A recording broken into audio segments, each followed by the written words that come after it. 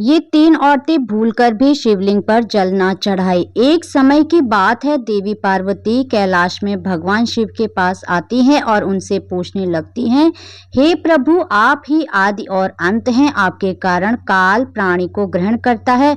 किंतु आज मैं आपके पास यह जानने के उद्देश्य से आई हूँ कि सावन मास में शिवलिंग पर जल चढ़ाने के नियम क्या हैं, कौन सी स्त्री को सावन में शिवलिंग को जल चढ़ा सकती हैं और कौन कौन सी नहीं।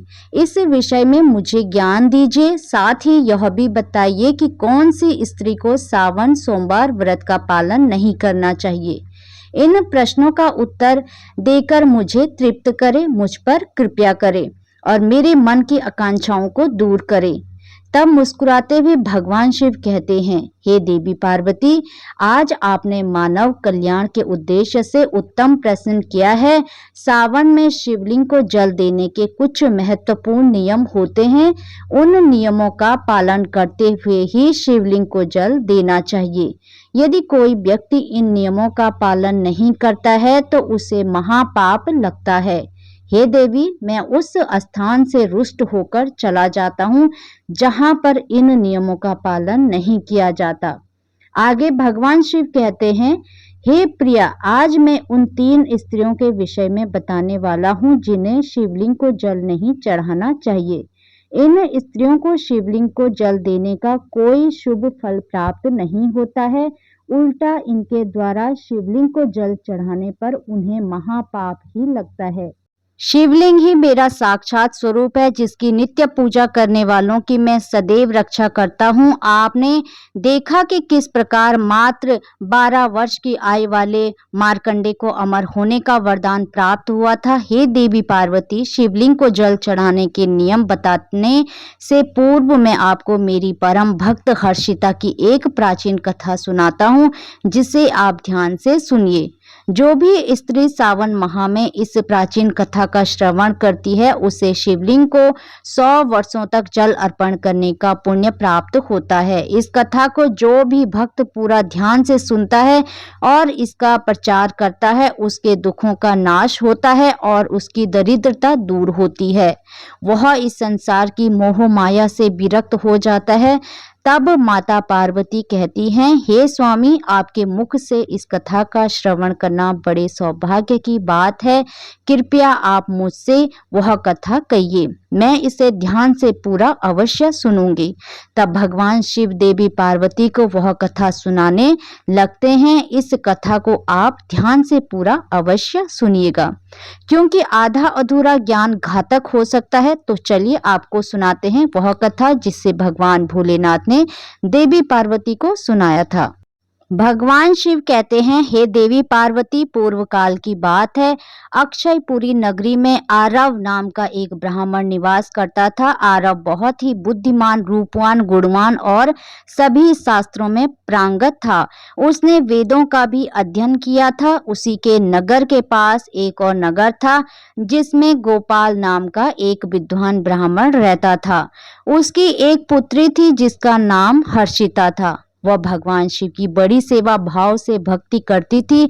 नित्य शिवलिंग जल देना और उचित नियमों के साथ पूजा आराधना करने के बाद ही उसके दिनचर्या की शुरुआत होती थी।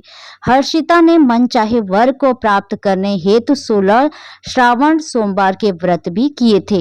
उसके पिता गोपाल ने बड़े ही लाड प्यार से अपनी पुत्री का लालन पालन किया था। उसकी पुत्री अत्यंत रूपवती और गुणवान थी। जब हर्षिता विवाह के योग्य हुई तो गोपाल को अपनी पुत्री के विवाह की चिंता सताने लगी। इसलिए उसने अपनी पत्नी से कहा कि हे प्रिय, अब हमारी पुत्री जवान हो चुकी है, इसलिए अब इसका विवाह हमें कर देना चाहिए। तब उसकी पत्नी कहती है, हे स्वामी, मेरी दृष्टि में एक विद्वान ब्राह्मण है जो मेरे भाई की नगरी में अक्षयपुरी में रहते हैं, जिनका नाम आरव है। मैं तो कहती हूँ हमारी पुत्री का विवाह उन्हीं श्रेष्ठ ब्राह्मण के साथ करा दिया जाए। तब गोपाल कहता है, हे प्रिया, तुम ठीक कहती हो। मैंने भी आरव जी के विषय में बहुत सुना है, इसलिए अगर संभव होगा तो हम हमारी पुत्री का विवाह उन्हीं के साथ कराएंगे। मैं कल ही उनके पास अपनी पुत्री के विवाह का प्रस्ताव लेकर जाता हूँ। फिर गोपाल अपनी पुत्री के विवाह का प्रस्ताव लेकर आरव के घर पर जाता है। तभी आरव घर में अपने माता पिता की सेवा कर रहा होता है। जब गोपाल आरव को अपने माता पिता की सेवा करते देखता है तो वह बड़ा खुश होता है और प्रसन्नता पूर्वक उसे निहारते हुए सोचता है, यह ब्राह्मण पुत्र तो कितना महान है, यह तो बड़ी प्रसन्नता से अपने माता पिता की सेवा कर रहा है।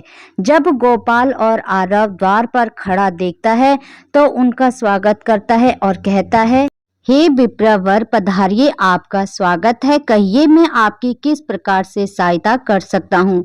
आरव का अतिथि सत्कार देखकर गोपाल बहुत प्रसन्न हो जाता है। वह देखता है कि आरव का घर अत्यंत पवित्र और शुद्ध होता है। उसके घर में पूरे विधि विधान के साथ शिवलिंग स्थापित किया हुआ है और वह उसकी नित्य पूजा करता है। इसी कारण से गोपाल को विश्वास हो जाता है कि आरव ही उसकी पुत्री के लिए सर्वोत्तम वर है। तभी गोपाल आरव से कहता है, हे पुत्र, आज मैं आपके पास मेरी पुत्री के साथ आपके विवाह का प्रस्ताव लेकर आया हूँ। मेरी पुत्री के लिए आपके समान श्रेष्ठ वर कहीं और नहीं मिल सकता। तब आरव के माता पिता भी यह बात सुनकर प्रसन्न हो जाते हैं और आरव को विवाह के लिए मना लेते हैं। फिर आरव भी विवाह के लिए तैयार हो जाता है। समय के अनुसार विवाह का मुहूर्त तय किया जाता है और एक पवित्र स्थान पर आरव और हर्षिता का विवाह संपन्न किया जाता है। हर्षिता के सुंदर और मनोहर रूप को देखकर आरव भी बहुत प्रसन्न होता है। हर्षिता अत्यंत सुंदर, गुणवान और चरित्रवान स्त्री थी। विवाह के बाद जब हर्षिता आरव के घर पर आती है तो वह भी अपने पति और सास ससुर की बड़ी सेवा करती है। अपनी मधुर वाणी और कार्यों से वह सभी के मन को जीत लेती है।